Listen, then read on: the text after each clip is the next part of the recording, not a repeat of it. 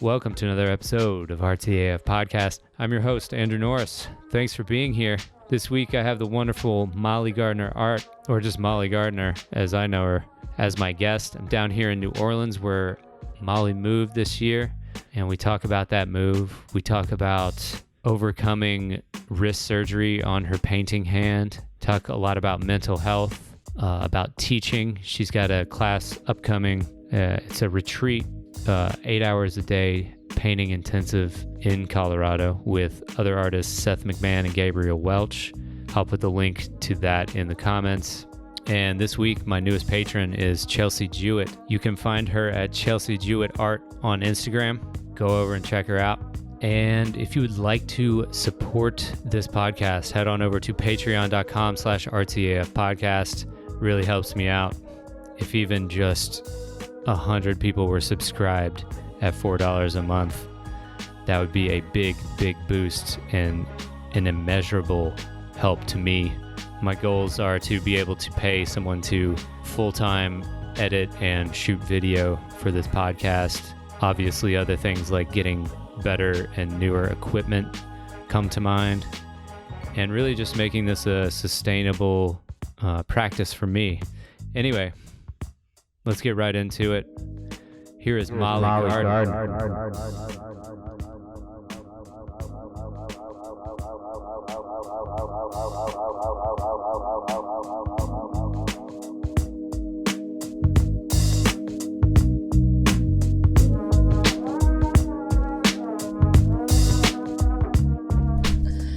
You got any more jokes? I have lots of jokes.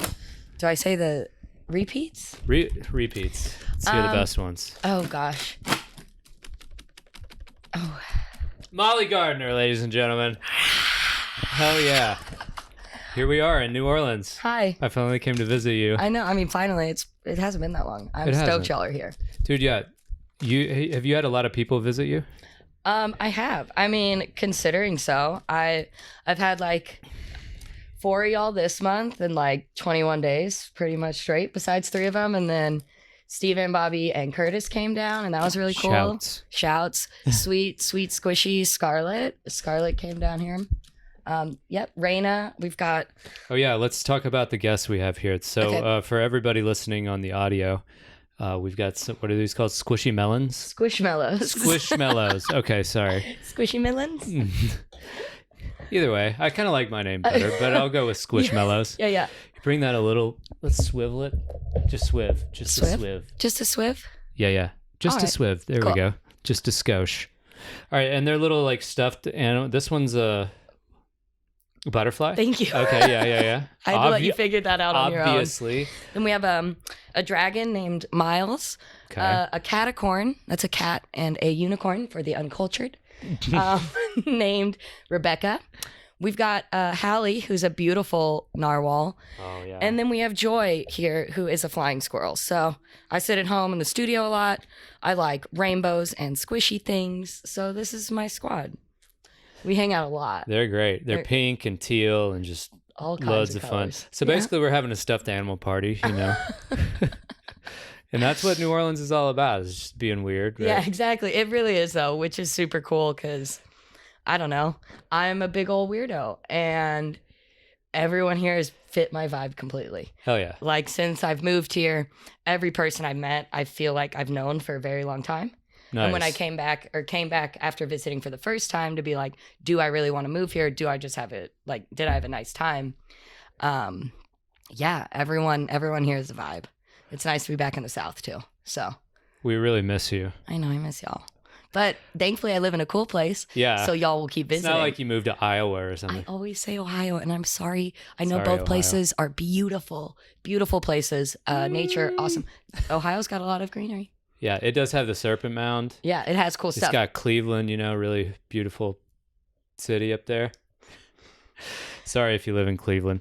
And Iowa is pretty nice. Both are. I've drove through there, and I love it a lot. Actually, I think shout out Rick York. I think he lives in Iowa. Yeah. So yeah. But it's just a harder place for people to visit. Right. It's a hub here. There's always stuff going on that besides me, except I'm enough stuff going on that you want to visit. I know, but because we're doing nothing today, so we love it. We're having a blast. It's really nice. So why'd you move here again? Why aren't you still? You're like, why'd you leave? 30 minutes away. So I love Colorado so much, but I'm from Texas originally, and I can't do cold weather. I don't do cold weather sports.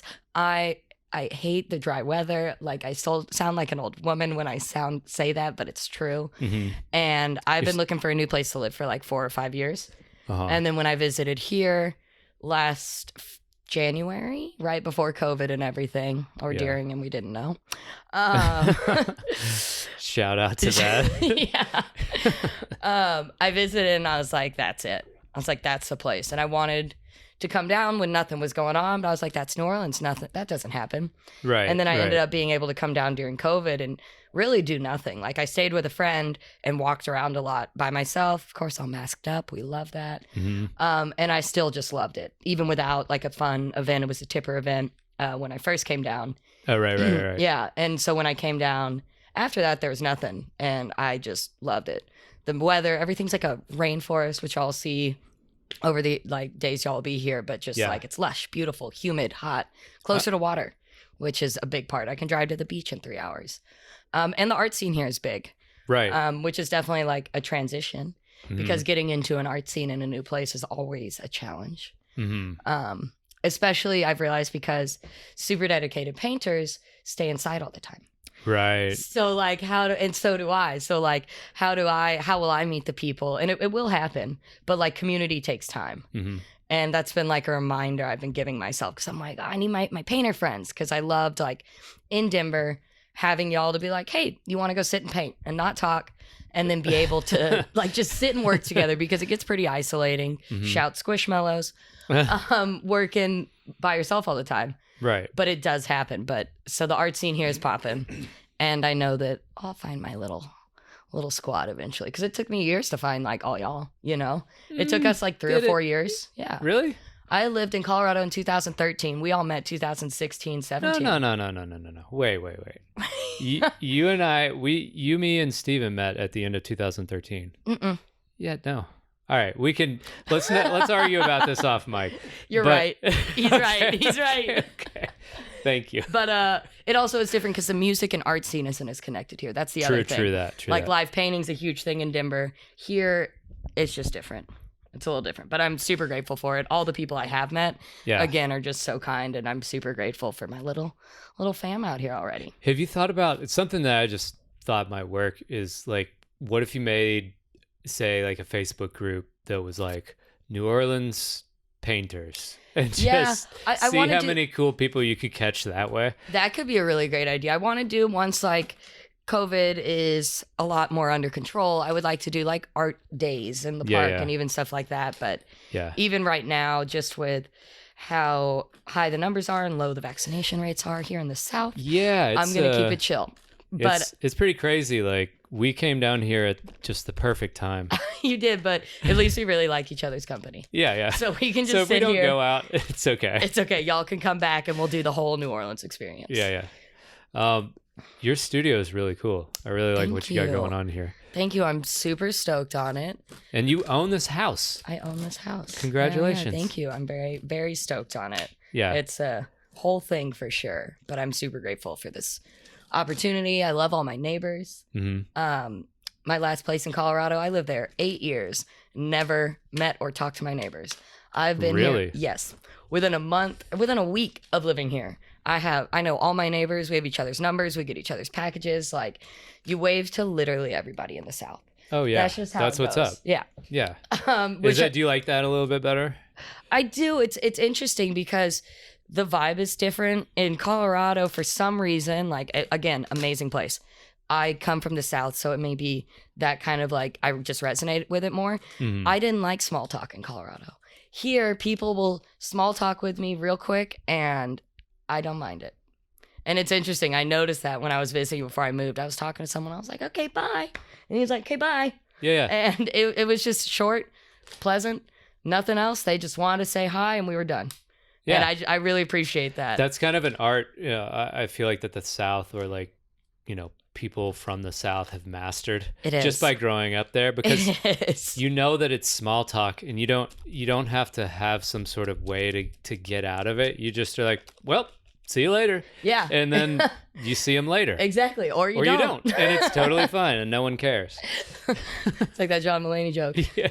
Right. Yeah. Or it's 33 months. I'll see you on Wednesday. And he's like, or we won't talk for 3 months, and it doesn't matter. Exactly. Adulthood. Yeah. Adulthood is great. And living in your own house is, I mean, have you paid for any repairs yet? Oh, yeah. Oh, yeah. Yeah. Yeah. I had a savings to travel with. Mm-hmm. And when I had this opportunity, then I decided, yes, obviously. And no, I've had a lot of repairs. New Orleans houses are old. Yeah. They are beautiful, but what was this bill, like $1,500? No, yep. I'm just $1,210. $1,210. Yeah. Yeah, it's a beautiful 800-year-old house. It's made with straw and manure and and moss. Oh yes. Don't forget the moss. Yeah, manure, moss, straw. They call it Manas. Manas. Anyway. Yeah. So, how has your art changed at all since you've moved down here? Do you feel like the city has changed you as a person, or have you? I think you taking it all in still. I'm definitely taking it all in still. Mm-hmm. I think the city has changed me in a person, because my last house was amazing. Denver was amazing, and then of course the whole like surgery thing happened, and then it was COVID, so I did most of that alone in my house, and that was really rough. And so I was just in a super dark place before I moved. Mm-hmm. And of course, like those come and go, but sure.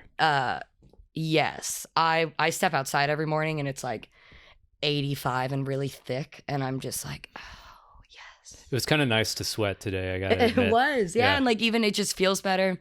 Mm-hmm. I think my art's changed. I'm doing a solo show, or I'm working on one currently, and I'm doing like all these plants and greenery, which is something that, and I notice things in my art that I don't necessarily realize that I'm doing until afterwards. Right. Like the underlying things I'm doing. And it's a whole solo show that'll be these people and plants and about kind of growth and rebirth and life and this whole kind of change that I've been going through in a sense. Right. Yeah. I want to talk about that because you've had a crazy year. Not only did you move, but we all went through COVID. Yes. Right. But right before, it was right before it was like COVID. Literally 2 weeks before. Yeah. You had a major wrist surgery. And I think we talked about it last time. Mm-hmm. Yeah. That it was coming up. Yes, it was. It was right before, I think. Yeah.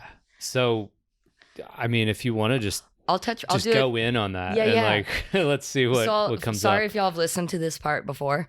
I had a bone disease that affected only my painting wrist, and it killed a very important bone in my wrist. And so the only surgery they told me was they have to take out that bone, or 3 bones at the bottom of my wrist, and they were going to shorten it, put a plate in it, and then it wouldn't bend at all. Mm-hmm. And I did some searching on the internet. Really suggest that for anyone with health problems. Google it, Reddit it, go into that because it's hard to visit a ton of doctors I know. Oh yeah, because it's expensive. And this doctor happened to be in Maryland that I found, and he's one of 2 in the world. And he did this crazy surgery where he pulled a piece of my knee and put it into my wrist and made a new bone for me. And so, yeah, he's done it like 50 times now. My wrist doesn't bend all the way, but it bends like a little. It bends a little bit. It bends a little bit. And being able to do that, I think it's changed my painting. And I don't know, I feel like it made me get more detailed because I was doing smaller paintings and stuff like that. And my wrist can only do this. So it's kind of like, it's I don't know. I'm watching the change in my art is always interesting. But right. I gotta say that, like, I think your portraits have really leveled up. Thank you. And Thank you. You did all that while you were basically for a time painting with just your left hand. I was, because what the fuck? Yeah, I was losing it inside my house, and I made it like 3, and so the knee surgery too, like the part was kind of hard because it blew up extra. I had to stay in the hospital. Swelling and stuff. Yeah, I had to stay in the hospital another day.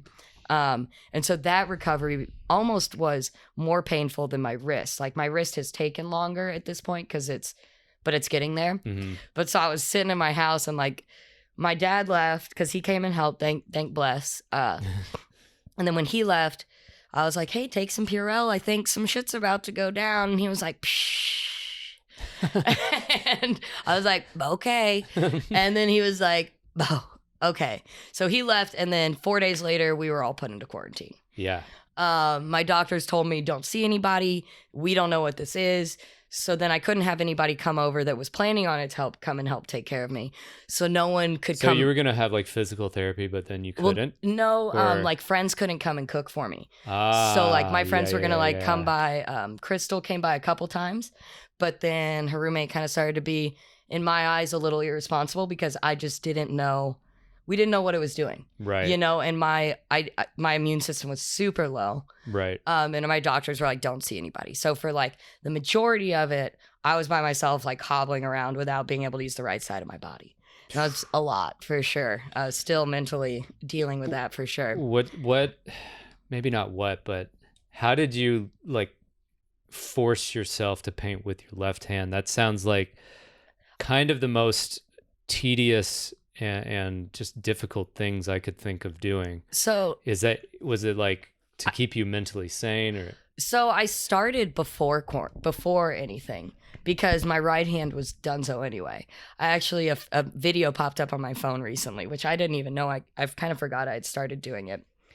But I posted some video to Instagram that popped up and I was like, I'm trying. And it was really shit. Yeah. Well, I mean, you wouldn't expect. Yeah, exactly. You know? And it's nice to see that because I have progressed and I still do it too. Yeah. Like when my wrist acts up or something. Or if it's not, I'll just take my left hand and see what it does to the canvas. Mm-hmm. But yeah, I think it was to keep me sane. And yeah, I would go and just like hobble over and like have to have my legs straight. I'd be on the ground. And then just like sketch in a really crappy thing and just keep trying it. And then slowly I would use my right hand for a little bit, but it was in a cast for months. So it would be like in a cast and I'd be painting. But yeah, it's definitely interesting. And things that I've learned or I did in my left-handed paintings, those like big gestural strokes. Yeah. I have now brought over to these and my newer works. And it's cool because my work's always been really busy, but it's always nice to simplify it a bit. Yeah. You know, like busy definitely. work is amazing, but it's just something I've wanted to do.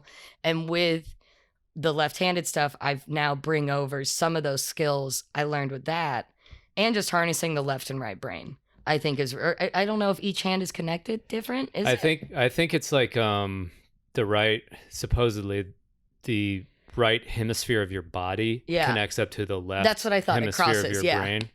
And other than the eyes, which are actually just a part of your brain, I just learned. Oh. Yeah, they're the only external part of your brain.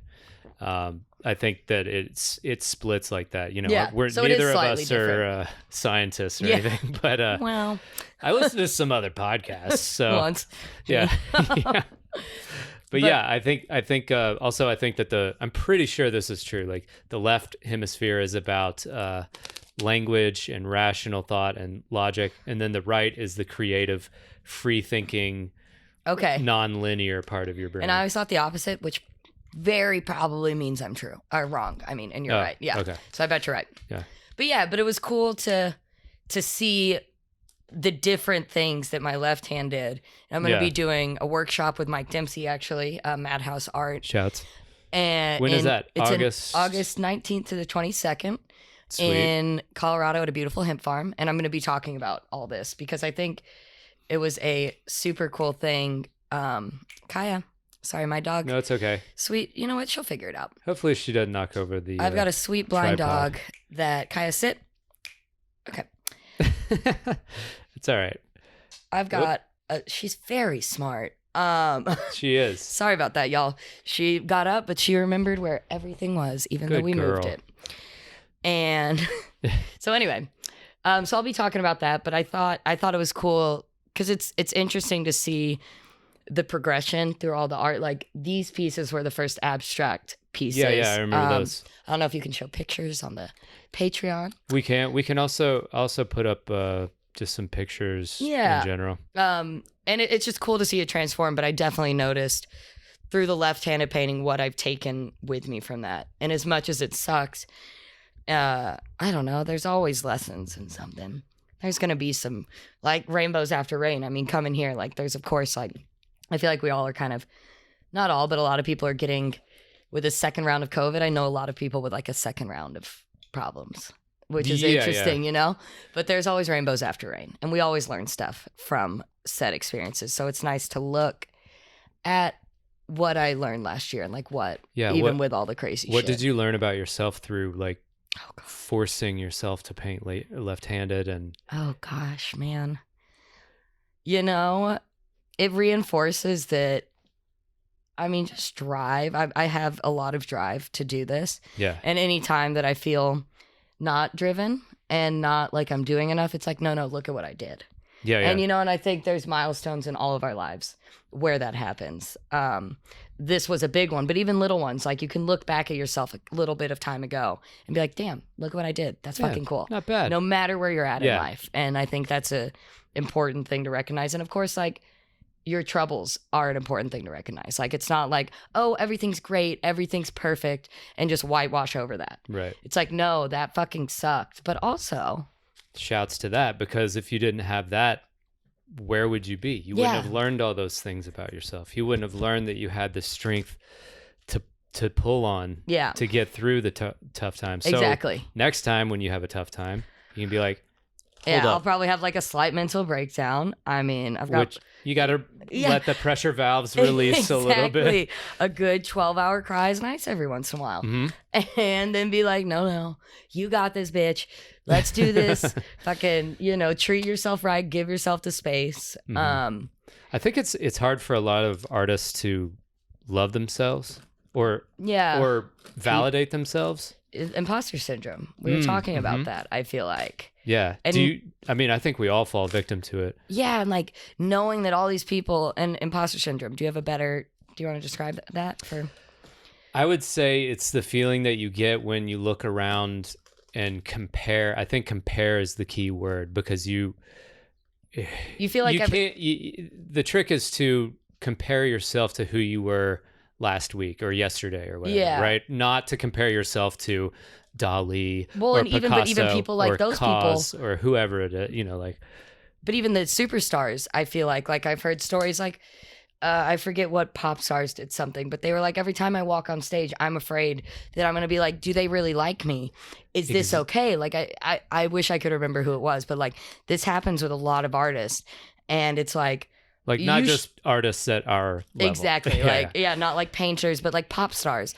I've been in interviews that like, every time I walk on stage, I'm afraid of being this fake. That's what it is. You're afraid you're an imposter, that people don't actually like your art and they're going to figure out that you're not good enough. Yeah. And I don't know. I think, that's a crazy one to battle. And I think everyone does it. And I think what you said with not relating yourself to someone else but your past self, but it's hard too. Yeah. Because that's how we learn at the same time. Yeah. Is by looking up to people, but in learning from our peers and everything in life. So it's a very fine line to balance, between looking at things that you appreciate and love and also being really good to yourself and knowing you're doing enough. Definitely. And I think I'm trying to get over this thing, like personally, where it's like, I have it really good, and I'm, people are starting to like the art, See, that's the thing. It's already present. Yeah, but like, or it's gaining traction to where like I'm now making a living off of it. The podcast is going pretty well, and I just figure that at like I don't know if it's a scarcity mindset or like I don't deserve this thing. But it's really got it. I think it has almost nothing to do with deserve. People just scarcity. People like things that I would never like, and I don't know what people like. Yeah. And so I just try and do what I like, and then it attracts the people who vibe with that. And I think that's great though. Yeah. I think painting, do whatever the fuck you want. Sure. You're your own human. Everyone. But yeah, exactly. The proverbial you. but yeah, just like do whatever the fuck you want. Like in college and art school, like 2 of my professors came up to me at the end because all through art school, they'd give assignments and I'd be like, I don't want to do that. Yeah. I'd be like, I don't, and they'd be like, okay, fine, and tweak it a bit for me. And 2 of them at the end of it were like, hey, just so you know, we think because like, I think because you stood up for us, but also still listen to direction in a sense, doing that and sticking true to what you wanted will get you somewhere. And like, it's, you know, it's taken time and like a lot of fucking hours. Like all Right. the majority of what I do is sit here and paint, Yeah. which I love. Totally. And finding that flow state, which is an interesting thing I've been learning about too. Yeah. And validating that flow space. Yeah. Creative process. That's something we could talk about. Let's talk about it. How do you get into your flow state? Is there any I can't any leave tricks? my house. Okay. Legit. And Yeah. I would always feel like, I don't know, I'd feel like stupid in a sense because, I don't know, in Colorado, I started off not fully painting and doing this. And then people would be like, come out. And I would want to, but I wouldn't, but it would feel silly. And here, once I got here, I told people I like to sit at home and paint. And one of my friends, Heather, who works at this art gallery called Where You Art, down here, she helps manage it. She really helped validate this part in me because she was like, dude, that's your process, your creative process. And I was like, wow. And I was like, so I'm not crazy. That's because it takes me like to really get into a flow state in the studio. I need 2 days at home by myself and then I can work. And then say I go out and have fun for a night. I'll be tired the next day, and then recoup the next day. And then I'll need like a couple days to really get back in the flow. And she really validated that. Yeah. And just being like, oh, wow, creative process kind of has been used in this kind of douchey way. And so it had this bad ring to me, but it's a real thing. And like whatever that may be for anyone is different, of course. Right. But it was cool to like come here and realize that. And it's nice because my friends here will be like, oh, I know that you're working right now, so I'm not going to hit you up. And I really like that. Nice. Because like, yeah, so one of my good friends, Maggie, she was just like, oh, I didn't hit you up because it's a week and I know you've been working and I know that's like your time. And I was like, thank you. Yeah. Do you schedule it like weeks are for working, weekends are more for being social? Or not generally, because even if I go out on a weekend, it'll take me 3 days to get back. So Right, yeah, I'll yeah. generally choose like a couple times a month, like 2 times a month to like go out, rage when it's like appropriate and COVID's Sure. not bumping like it is now, Mhm. which makes it easy to get a lot of work done now that I'm able-bodied.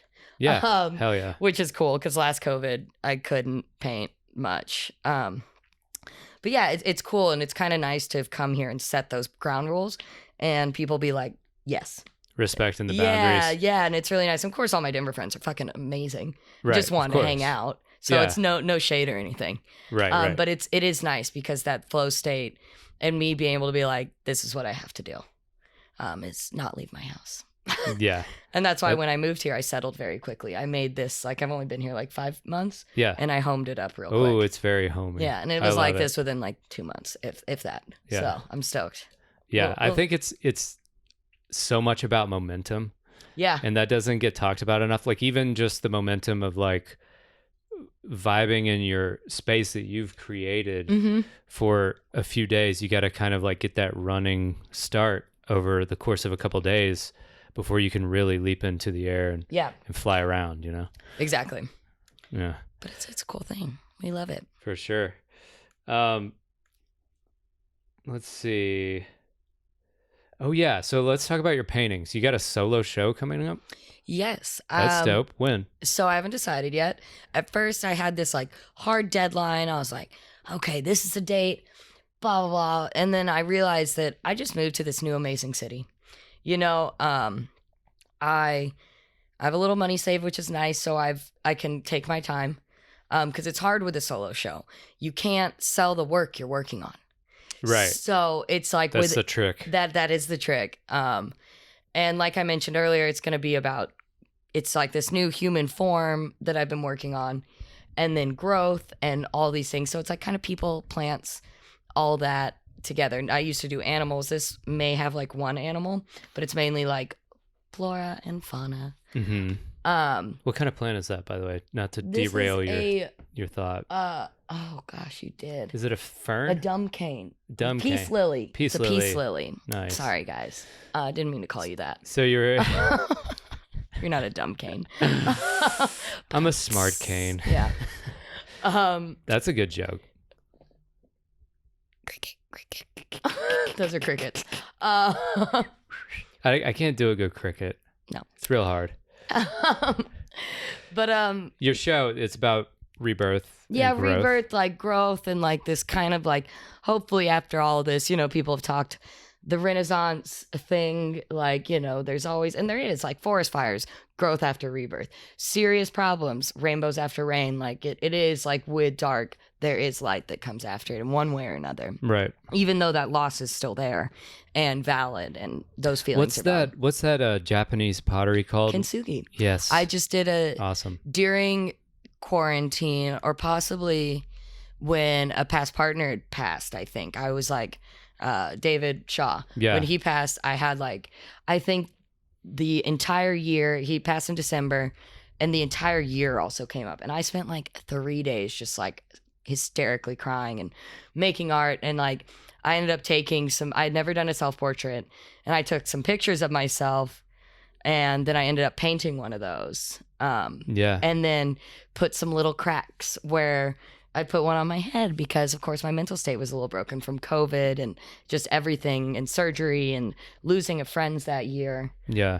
And it's called Kintsugi, and that's the title of the painting. Okay. And you fill the cracks with gold. And in the painting that Chris Bolin actually bought, which is precious because he does it so we can paint next to each other. Oh. And I filled the cracks with gold because, yeah, it's a cool little thing. It actually makes it stronger too, doesn't it? Oh. Yeah. I didn't even fucking know It does. that. We don't know. It is. And I think I've actually, it has to. Right. Gold is stronger than an organic material. No offense, us. But, For sure. But yeah. And yeah, these paintings are different. And the loose gestural style I've been doing meets kind of the scenery that I've also been doing. Mm-hmm.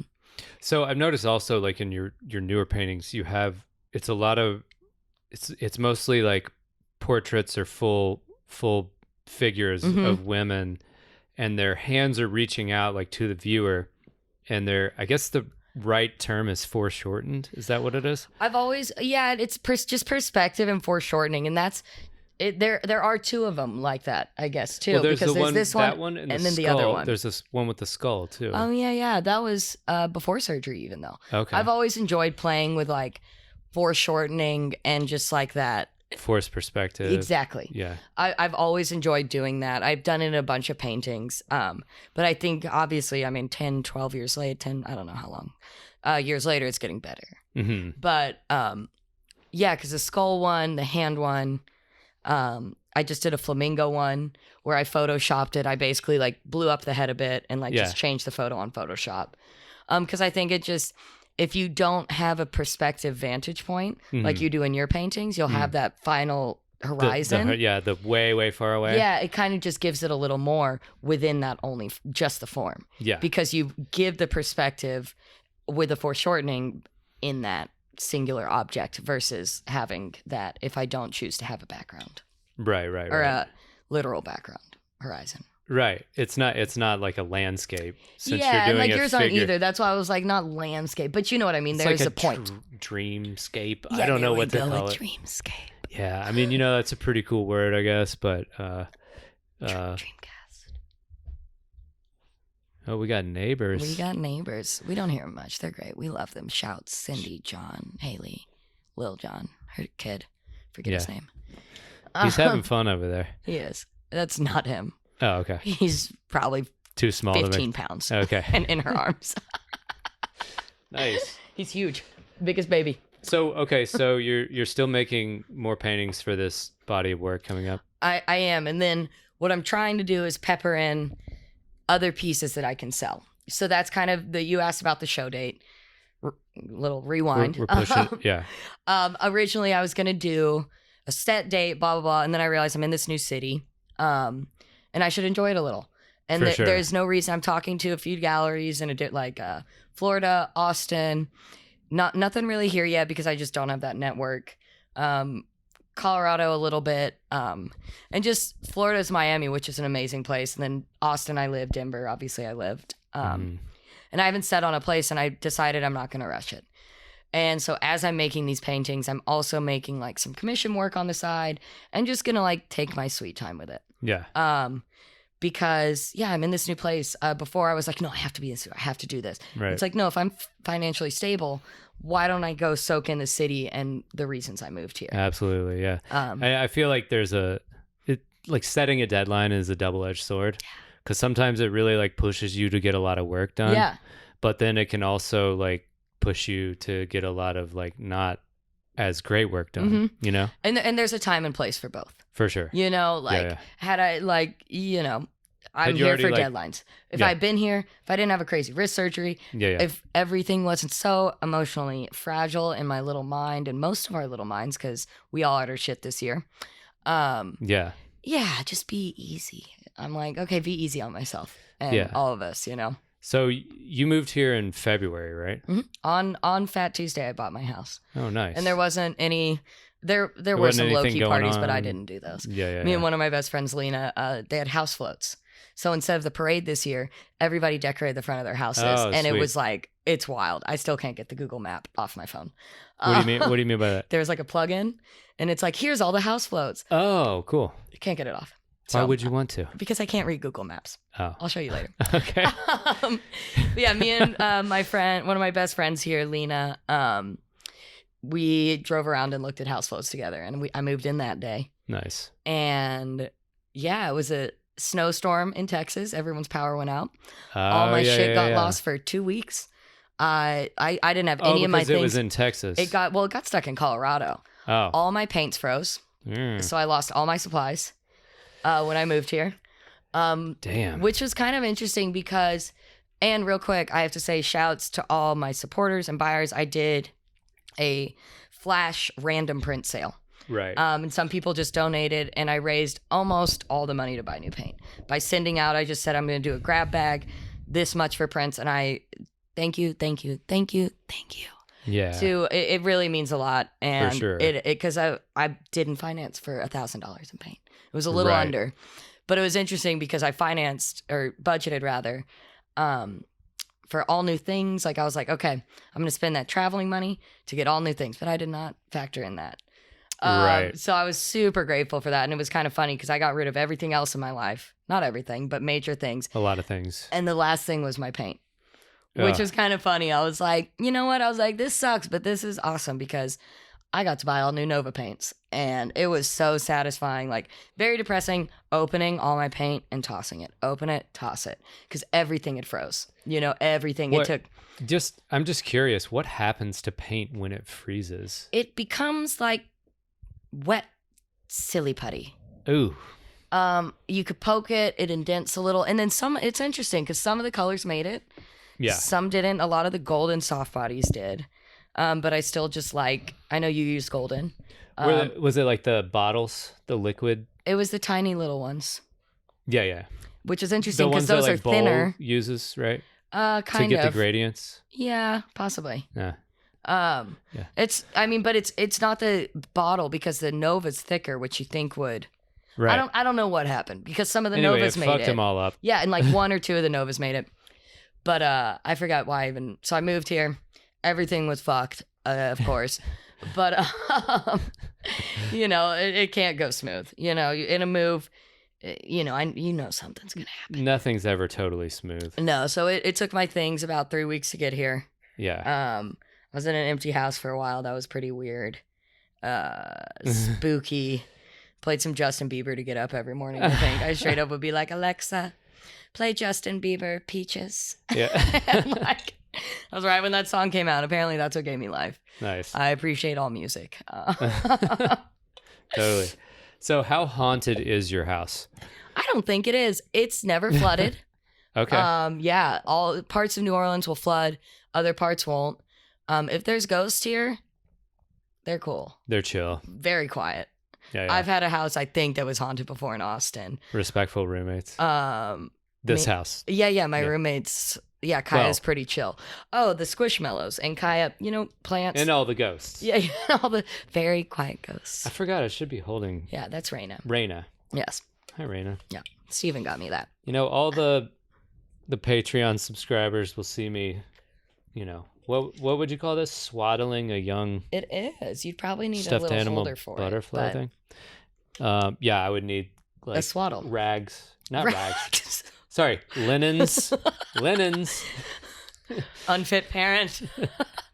Wrap my baby in rags. That's why I don't have kids. Shops. Oh yeah. Anyway, art for reform. Art for reform. Also wanted to talk about that. We talked about that last time, and I think it had just started, or I think you we maybe were just about to do an auction.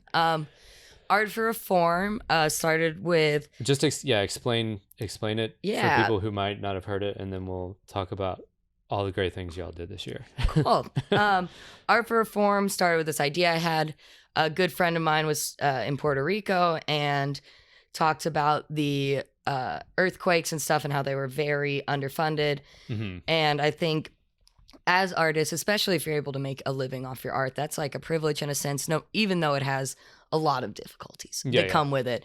I think in any job, it's personally, it's nice to give back and be nice to people and do things with what you have. Right. And I had this idea and I hit up a friend to help me just like with a web design. It's Amanda Wolf. And she immediately was like, I'm all in. Hell yeah. And immediately became my partner in this. And it's an online art auction benefit for various causes. Right. Where anyone can apply and donate art. For certain causes, we had kept the art on theme. Yeah.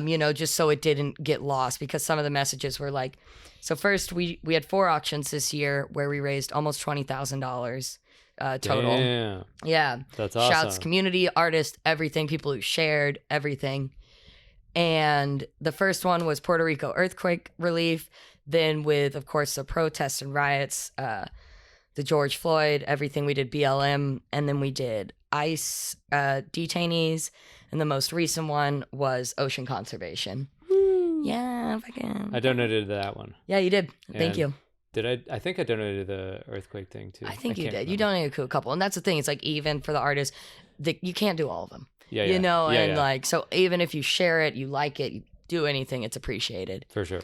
But yeah, those went really well on our last auction. AJ Davis and Abdu, who goes by Restless Wanderer Art on Instagram. AJ Davis is AJ Davis on Instagram. Amanda Wolf on Instagram. But shouts to those two. Yeah, and to Abdu too, and he's Restless Wanderer on IG. Yeah. But it's really cool to see this grow, and we've also gained partnership with this group called Better World that helped us. They had a free auction site, and then another person, this guy named Skylar, hit us up, and he runs a VR gallery. Ooh. And he offered to he wanted to help too. And Skylar helps run something called artfan.global. And they have VR galleries that you can host your work. They're about to make a platform where they'll print and sell your work for you. Right. And they're about to launch that pretty soon, which is super cool. And it's just really cool to see everyone come together with what they can. And it makes it a lot easier too, because like at first we were pretty spread thin, me and Amanda were, and like sure. each time we do it, it gets a little better because we have someone else and their knowledge.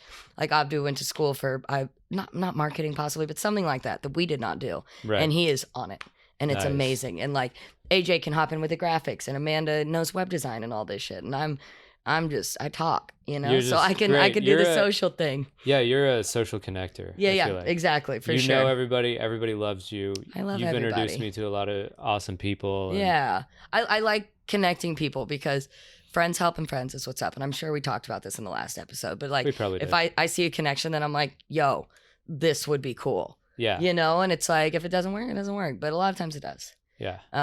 And is this kind of like a dream project for you? It seems like you're fusing art, which obviously you love, but you're also using this other talent that you have for like connecting people. Yeah. Do you have any other projects like that would be like dreams? Besides the such a lame way to phrase that but it's question. true. I mean, dreams and aspirations, like it's true. Yeah. I mean, the other thing I had was, teaching. And the Madhouse Art Retreat. Did we talk about that? I don't think we touched on it a bit. Yeah, just that, and being able because I originally was going to go to grad school for teaching college level, and I didn't. My grades sucked in undergrad. Excuse me. And I didn't get accepted to the school I wanted to try. Started living off my art, and I was like, okay. And then when Dempsey offered the retreat to me, I was beyond stoked because I always wanted to be a teacher, but I don't have the emotional capacity to deal with sixth graders. Oh, hell no. They're so mean. They're the meanest. They're the meanest. And like, I cannot give enough props to my sixth grade teacher and any sixth grade teacher or middle school, because you will influence those like few people. And I think I've messaged them and said thank you, because like to be able to withstand the meanness of a middle schooler, and especially a boy. Oh, girls too. I don't. Yeah, I think it's a different type of meanness though. Like we got hormones. I was such a just like, I'm not gonna listen to you. I think you're stupid and you don't know anything. Girls, it's more subtle. Y'all are more subtle about. Yeah. Like to the teacher, even I'm saying I was just definitely. like, fuck you. You know, I was just a bad student in general, I think, but especially in like 6th and 7th grade, you're just like raging with all these hormones and you don't know how to direct them. And when like your weird art, even in art class, my weird art teacher would be like, you know, sort of try and yell at me. I'd just like snap back, spitball, you know, like that was my creative outlet back then. I did some twerpy things in 6th grade. Yeah. In high school, people are still brats. But I'm still in contact a little bit with my teacher, but yeah, long story long. Very grateful for that, and I think sorry we got off track there a little. Teaching more of these workshops and classes, because like, and also I think you like when I do this the art retreat, I'm sure I'll learn things, and like any teacher, you'll see things that the younger generation or even the same generation, just different minds, are doing. It's constant, just like pulling from your environment and then using it within your own self. And I think that's a powerful thing as anyone in any field. It's just like knowing that everybody has something to teach you. Yeah, that is a powerful thing. If we could all just look at life like that, I think it'd be way cooler. Exactly. That's what I mean. I was like, everybody's got something. And I mean, obviously, I'll speak for myself. I fuck up with that all the time. You know, like the random person cutting me off in traffic. They've got something to teach me about patience. They do. And patience is a big one for me. Breathing through anger and all that. But most, that's something good to remember. I would say everybody's got that's something. A good one. That's a little gem hidden. Yep. And it's like you don't. I mean, listen to everybody. Maybe, but reactions. I don't know. It's more about your reaction. Yeah. People can teach you how to react constructively. Yeah, definitely. If you really try, really, really hard. Just try hard enough. Yeah. Also, I think teaching. I mean, I've only done it a couple times, more like one-on-one. Yeah. But when you're kind of asked to articulate things that you know just through your body and through your hands into words or into a digestible thing to communicate to another person. Like this podcast? Yeah, sure. Like I talked about these questions before. I was like, don't, I can't think about this. But now this is easy because it just like, bleh, you just let comes it out. Yeah. But I think it actually like doubles back and there's this feedback where it reinforces your own practice. 100% reaffirmation of like these own things, or even like help, say a friend is going through a hard time and they're like, hey, I want some advice. And I'll talk to them and tell them I'm always like, just so you know, this helps me too. Because you type it out and it's things that you tell other people, but it's so much harder to tell yourself. Exactly. You like know? What we were just saying. Yep. So it's the same thing in like art as well. It's it reaffirms what you know, but verbalizing, typing it out if you're just talking to someone via communications online. Yeah. I think it's a powerful thing more than we know. Yeah. Or realize. Definitely. Molly, what's your superpower? Oh no. And what like mega unattainable superpower would you like? I would love if I could sing. I was Does thinking that like count? flying, teleportation. Okay. I guess that singing's not. To me, it's a superpower. Yeah, same. If I could, that kind of superpower. Singing's good too. It's yeah, a completely acceptable answer. It is.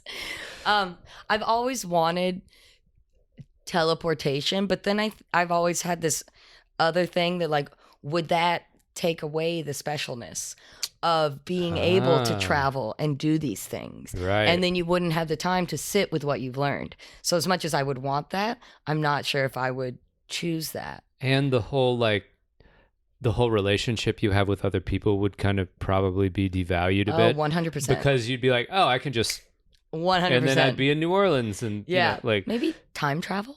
Time travel. Yeah. Okay. But wouldn't you be afraid of like butterfly effect shit? Like you go this back is an and alternate universe. That shit don't mean shit. Okay. Don't matter shit about fuck. Okay. That makes sense. That's also my superpower. Butterfly effect does not exist. Sorry, Raina. That's the butterfly squish mellow Andrew has. Sorry. And then what was the other one? Teleportation. Singing. I'm sorry, the other question. Oh, what superpower do you think that you now possess? Like, for me, I always say it's usually patience in terms of just being able to kind of like good for you squeeze those oranges into orange juice, you know? That's when I've been learning a lot, especially with surgery and COVID and everything. Moving here to the Big Easy, it's what New Orleans' nickname is, which I had no idea. Yeah. And my entire life goal, all my art teachers were like, slow down. Slow down. Every single comment I got is me, like, I would fuck way less shit up if I just like patience. So shouts to your superpower. I think mine is being able to see, not being able to, trying to see things objectively and knowing that everyone's got their own shit. Empathy. Yeah, I hate calling it that. You know, it sounds so self-entitled, but it's not. Empath? Exactly. That's why I didn't want to say that. But yeah, just being like, you know, if someone's like kind of snappy or responds in some way, not reacting to that and being like, you know what, this isn't about me. Of course, I do react to that. And I'm getting better. But I think being able to talk to someone and be like, I get it, you're in your own space. Yeah. But also, of course, I stand my ground and my feelings. Absolutely. And am able to be like, no, but I love you. Because I have love for anyone, even if they're an asshole. I will not necessarily surround myself with them. Sure. But I understand that we're all on our own thing. Right. And I think that's a hard thing to deal with because people can be really shitty to one another. And of course, sometimes I'm just like, will not give that the energy. No. Right. You know, but you can't fight every battle. No, and that's the thing is I don't want to. And that's that superpower is like if someone's doing something, I'll be like, nope. And that's okay. And I'm not going to fight this. But I'm also, I'll state my grounds and hold my boundaries for what I need. But then be like, bless it and release it. That's what my mom says. Like, bless and release. Yeah, bless it. Is that like a fishing term? I don't think my mom's a fisher. You know what I mean? Like catch and release? A fisherwoman. Anyway. But yeah, just being like, bless it and release it. Yeah. You know? And yeah, I think that's something I'm super grateful for. Being stubborn, that's a double-edged sword. But look at me now. I got through all my shit, you know? You got through it all. And I'm grateful for that. I painted when I was in my lowest. And of course, then I didn't. Like during quarantine, I had friends that painted. I had friends that didn't paint. And everything is acceptable. Again, we're all on our own path. Yeah. And everyone's feelings are valid. And to sit with your feelings, feel them. I feel things like I'll be real sad when something happens, it'll fucking get me. And then I'll have a couple friends that get a word vomit from me. You've gotten it. I'm sure a lot of my close friends have. And then I process and I'm like, okay, I feel a little better now. Yeah. You don't hold on to the bad feeling because it's still familiar there, but then or it's comfortable. There. Okay. It's like, yeah, you just let it out. And I think not to be that guy, but I think men have a little bit more trouble holding on to their feelings. Yeah, they're taught not to. And of course, like, they're taught not to, but we're all capable of change, so that's a bad excuse. Sure. We're all aware of what's going on. Some men are like, oh, well, we were taught this way. I was like, cool, figure it out. Yeah. You know, like, but you are 100% correct because it is like this societal thing, but men can change. boys, I think there's a difference between men and women and boys and girls. Yeah, sure. You know, and it's like men and women are like owning these things and learning and growing, and children kind of just stick in these mindsets. They're like, no, this is it. This is how I am. Yeah. And it's like, okay, cool. I don't have time for this. Yeah.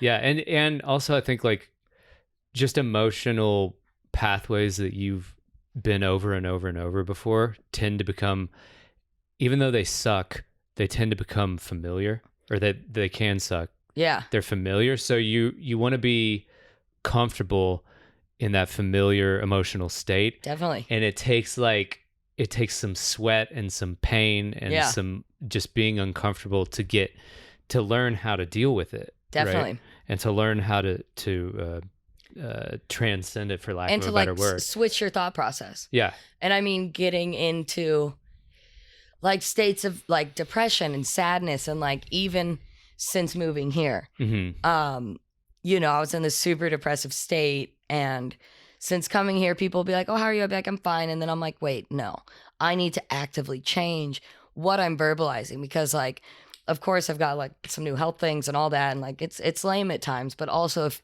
it's like, it's almost easier sometimes say I've been sad. It's almost easier to get stuck in that loop where you're like, oh, okay, cool. I'll get a little attention. I'm going to do this. Like, cool. And your brain's like, it's easy to be sad, you know? And then you have to actively change that pattern, like, you know, microdosing even sometimes with mushrooms is nice, and like doing things like that. But you have to work to change that process. For sure. And look at the good. But of course, you know, don't force looking at the good if you're still needing to mourn. Because, you know, again, it's not all glitter and gold. Yeah. The mind's such a tricky place to navigate through. It's exhausting. Yeah. Because like even like the things that, you know, I was saying, like, of course you don't like quote unquote hold grudges. And I speak to the people and hold my boundaries. Those things are still inside of me. You know, to a point, like I see my triggers pop up. I see these things come up, and it's like, fuck. Yeah. You know, I know that, and it's going to be forever, because new triggers will come up. And of course we always learn about ourselves, but new things will come in, and it's a forever thing. But then harnessing that, okay, I can do this. What's the best way for myself? And what are the best tools, which of course I'm learning always. Right. To figure out how to break down those boundaries and create a happier place for everyone involved. Yeah. Yeah. Yeah. I think the trick is just remembering that you can always update your information about yourself and the world and how to respond to the situations that you're in. Yeah. And just being aware. I think awareness is super key in that way. You know, yeah, exactly. Like look at what you're doing and reacting to. Or yeah. And it's about this cycle. It's more about, it's like about the movement of it all, rather than being stagnant and staying and camping out in like the swamp of your shitty feelings and getting attached to that. I mean, I like the swampy weather right now. Not that swamp, but the different swamp. Yeah. Like literally in the swamp. Yeah. It's like I'm going to stay here. You pitch your tent and you're like, why would you do that? Yeah. You do. It's like recognizing, sitting with those emotions for as long as you need, but then eventually being like, wait, have I been here too long? Maybe I should pack up camp, get your little tent out of the swamp. Yeah. Move to the edge. Go to the fucking, what is that called? The beach, the shore. Yeah, go to the shore. Yeah. Yeah. Swim to shore. Have your feet in the swamp. Your hand if you touching like this. it, you know, like you got to be in touch with it. Maybe. Yeah. Maybe and take a little souvenir. Crawl out slowly, and you know, it's just like.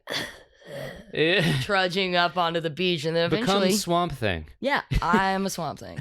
I definitely honor my current emo self, and I mean I'm a Cancer. Like I have emotions and I feel them. It's good. And of course all signs, you know, astrology, who knows? But I connect a lot to my Cancer feelings, and I appreciate my sadness.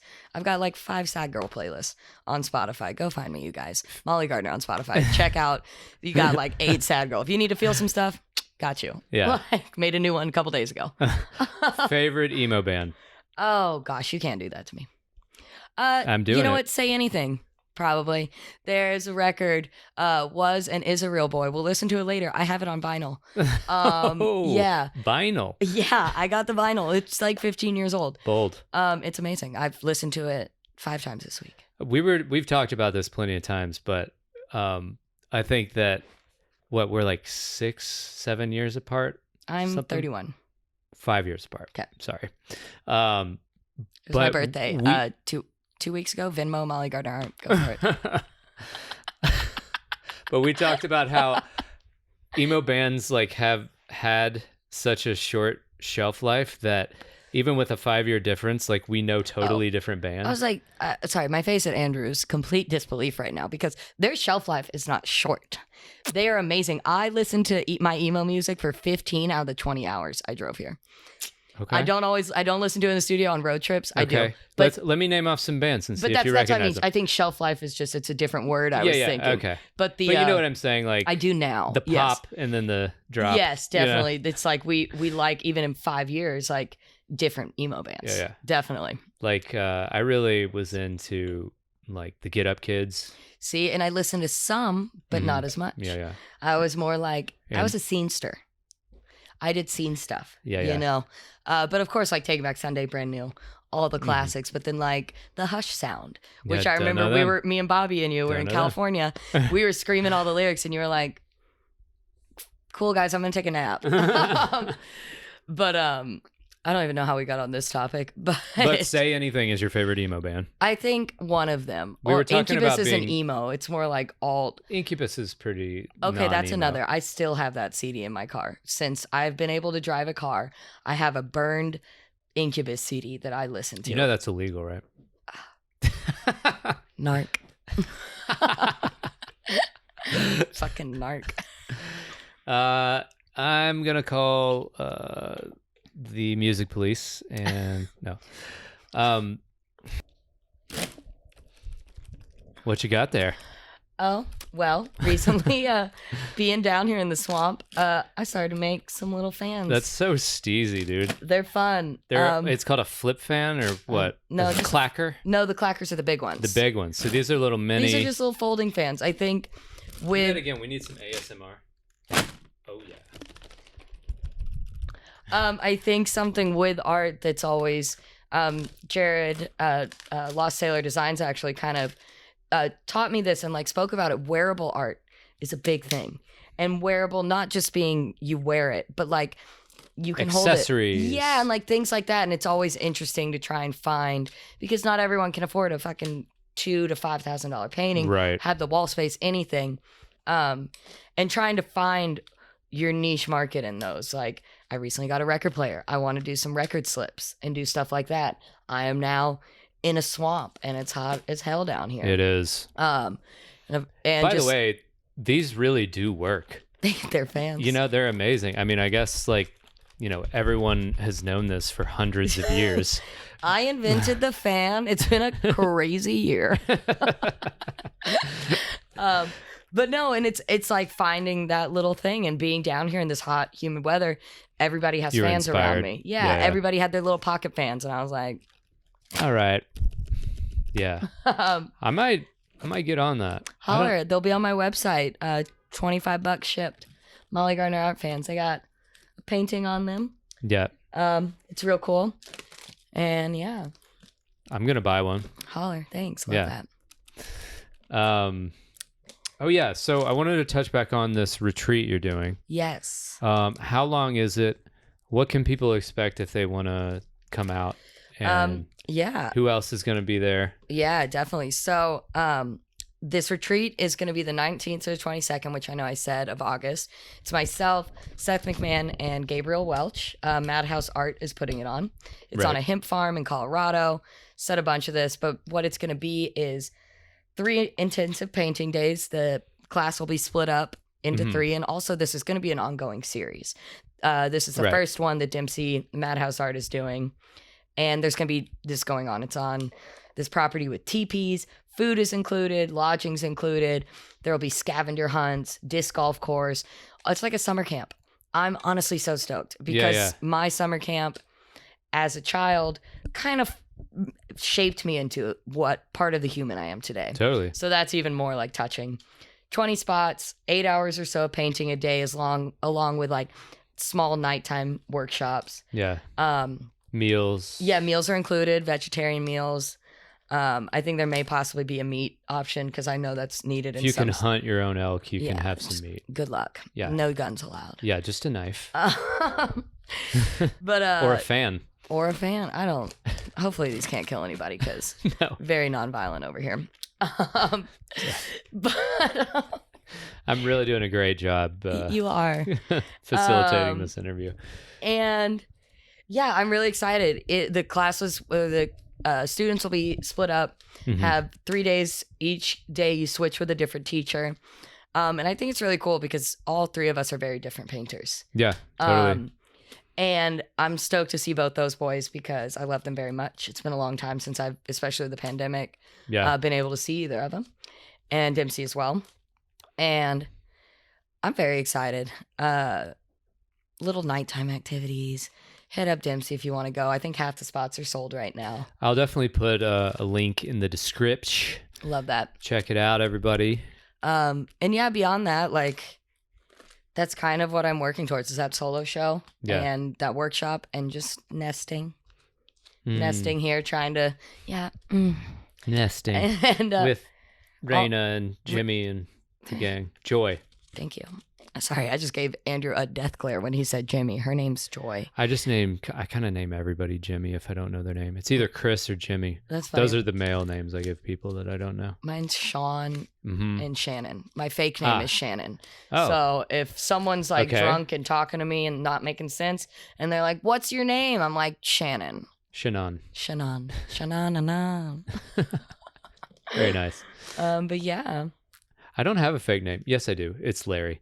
Anyway, let's go eat some jambalaya. What do you say? All right. Yeah, I love that. Thanks for talking to me today. This was Absolutely. awesome. Thank you for hosting us. Yeah, I can't wait at to your house. Sit and walk around in the open air with our fans and go see some cool outdoor stuff while we're here. And thanks for listening, y'all. I love you. Yeah. And I'll just link to all the things. And I love you too. Yeah. Shouts. Shout.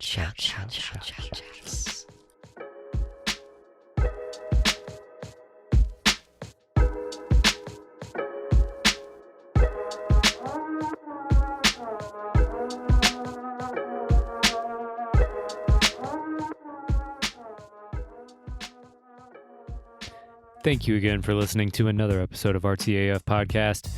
If you are interested in supporting the Patreon, that address is patreon.com/RTAF podcast.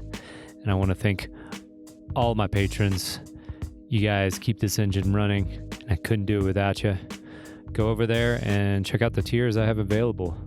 It includes video, guest suggestions, patron-only posts, and some merchandise. Thank you again for listening. Please rate, review, subscribe. Do all those little things that help get Artsy AF into the consciousness of more and more people. Shout.